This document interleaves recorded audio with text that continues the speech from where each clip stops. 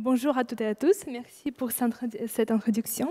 Je m'appelle Natalia et je suis une chercheuse à MIT, Massachusetts Institute of Technology.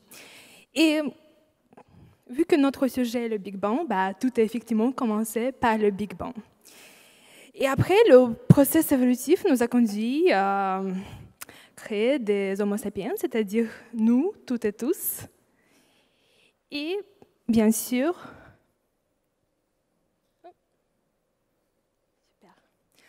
on n'est pas arrêté ici. On a commencé à créer des outils. Une calculatrice, un ordinateur, une horloge. Chaque outil nous a aidés à avoir une vie plus longue, plus saine, savoir écrire, savoir lire. Mais malheureusement, on paye un prix fort, très fort.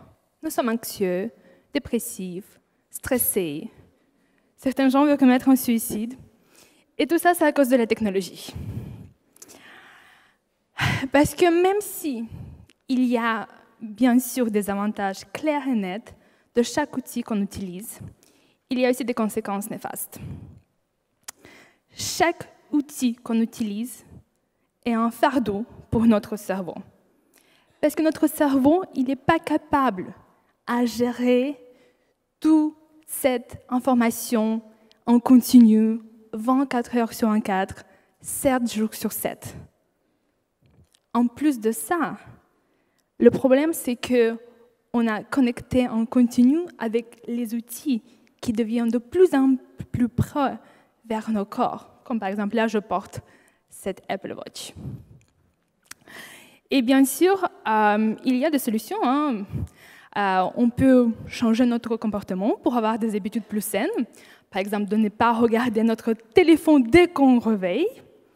Et comme ça, on peut redevenir les maîtres de notre temps et de nos engagements. Mais il y a aussi une autre solution. C'est une solution qui consiste à créer une technologie qui est connectée à notre cerveau directement, qui permet vraiment de comprendre le fonctionnement du cerveau ainsi que ses limitations et ses vulnérabilités. Et moi, je travaille sur cette technologie. On appelle ça des interfaces cerveau-ordinateur. C'est des systèmes qui permettent de capter l'activité électrique qui provient de votre cerveau. Votre cerveau crée pas mal de signaux divers et variés. On peut les capter, les analyser en temps réel et après les utiliser dans certaines applications. Par exemple, on peut détecter des intentions. Là, tout à l'heure, j'étais dans les coulisses, comme vous m'avez vu, je n'ai pas monté depuis la salle, et j'ai voulu vraiment un café au lait. Et si je vous dis « je veux un café au lait », c'est une phrase normale, vous comprenez toutes et tous ce que je veux dire.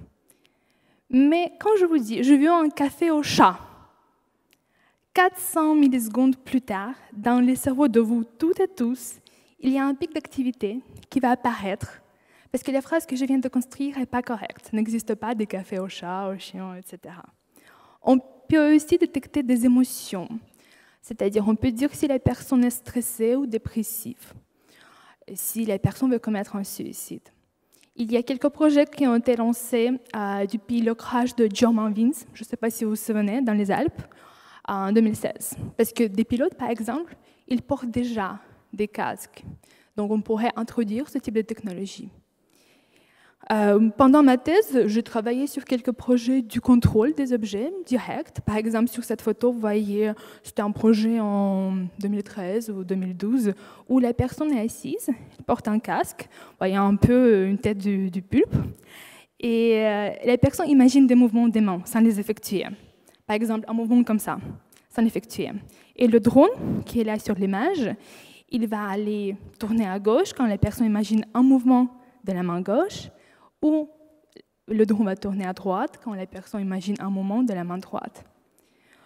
Un autre projet que j'ai développé en 2015 à Grenoble, c'était une maison intelligente. Parce que bien sûr, on va dire, non mais ok, le drone c'est bien, il y a des drones partout, pourquoi faire? Le drone, ce n'est qu'un exemple, c'est juste un robot. Mais si on va penser aux gens qui ne peuvent pas bouger, pas parler, mais qui ne peuvent pas clignoter des yeux, pour eux, on peut soit les proposer des interfaces qui peuvent leur aider à contrôler leur fauteuil roulant, soit, là, comme vous voyez sur cette vidéo, c'était un projet d'une maison intelligente où tous les objets ont été connectés et des gens venus avec un handicap moteur imaginer une ampoule, par exemple, pour allumer la lumière, ou imaginer une télé pour l'allumer. Et bien sûr, il ne s'agit pas que du contrôle des objets, parce que vous allez dire, oui, quand même, je peux utiliser encore une télécommande, etc. Oui, mais on peut aussi utiliser ce type de technologie pour faire reapprendre notre cerveau à fonctionner mieux. Ça s'appelle neuroplasticité et on appelle ça neurofeedback.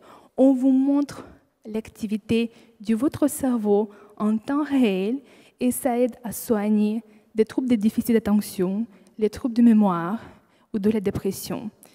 C'est des solutions qui n'utilisent pas des médecins et on n'a pas besoin d'utiliser rien que juste regarder notre activité.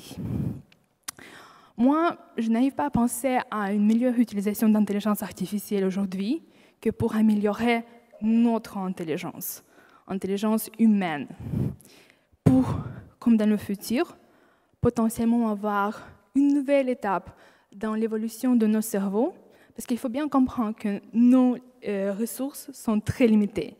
Quand les gens vous parlent du multitâche, dormir 4 heures par jour, il y a plein d'études qui prouvent que cela ne fonctionne pas. Toute votre capacité cognitive dégrade très rapidement et d'une manière irréversible, si vous faites ça, par exemple. Donc, ce type de technologie, ce type de système pourrait permettre pas que évoluer nous, des humains, mais potentiellement être une première pas envers des nouvelles espèces des humaines qui sont une fusion entre nous et l'intelligence artificielle. Merci pour votre attention, mais ce n'est pas fini. Comme vous l'avez vu, j'ai un cobaye avec moi, Vincent, et on va essayer, pour conclure en beauté, faire une petite démonstration. Donc, Vincent, on va essayer à contrôler cette petite boule, juste là, qui est sur la table, en utilisant uniquement l'activité électrique qui provient du cerveau du Vincent. Ce qu'on va faire, je te propose que tu restes assise. Je vais mettre la boule sur la table noire pour que tout le monde le voit mieux. Je vais remettre l'ordinateur juste ici. Et on va essayer de faire deux choses. Vincent va essayer d'imaginer un balle du foot, par exemple, pour faire bouger cette bulle.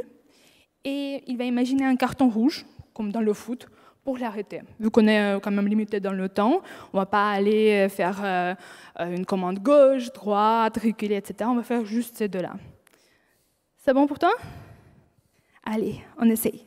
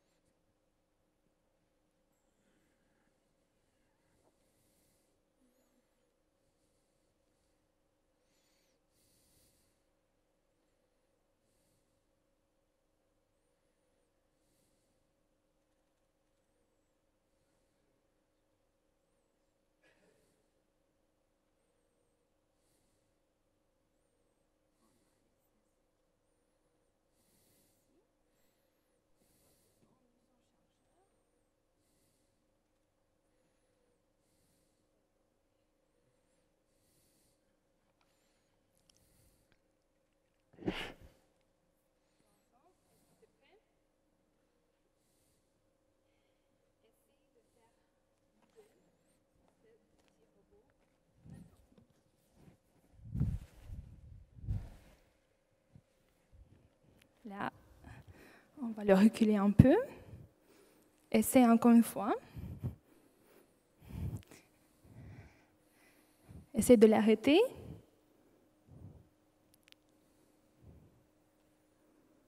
C'est bien.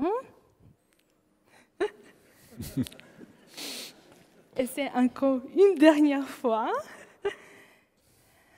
Reste bien concentré. Allez. Presque. Parce que moi, je vois à quoi il pense, en fait. Donc, je vois, c'est pas tout à fait ça, mais presque.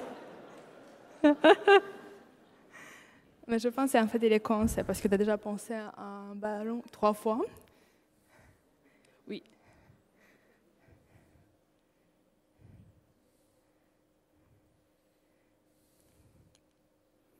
Et encore une fois. Super. Alors. Bah, surtout des applaudissements à Vincent.